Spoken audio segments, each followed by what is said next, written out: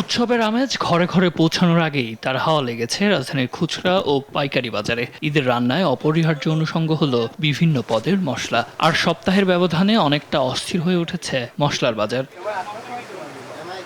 তবে এবারের বাজার বিশ্লেষণে দেখা গেছে সাধারণ গরম মশলার চেয়ে সবচেয়ে বেশি উত্তাপ ছড়াচ্ছে কিশমিশ ও আলু বোখারা। বিক্রেতারা বলছেন এবার এই দুটি পণ্যের দাম গত বছরের তুলনায় অনেক বেশি। কিশমিশ আর আলু বাকারার দামটা অনেক বেশি। 1 কেজি আলু বাকারাতে বাড়ছে আপনার হইলো 750 টাকা। কারণ এই দিনে কিশমিশ আর বোখারার দামটা অতিরিক্ত, আর এমনি সব কিছুর দাম কম। আপনার বোখারা আগে ছিল আমরা বেচছিলাম 600-700 টাকা, এখন হয়ে গেছে 1100-1200 টাকা। মানে 1 কেজিতে 400-500 টাকার মতন দাম পাচ্ছে। কিশমিশও একই 300-400 টাকা পাচ্ছে কিশমিশ আর আলু বোখারা। মনে করলে এই দুইটা জিনিসের দাম বেশি আর বাকিটা একটু মানে কম।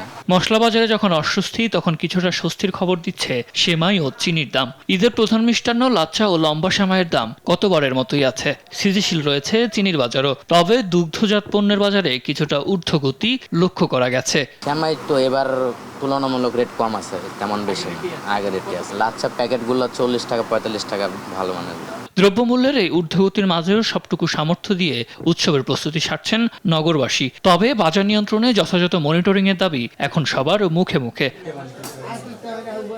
সাদ আহমেদ, দেশ টিভি, ঢাকা।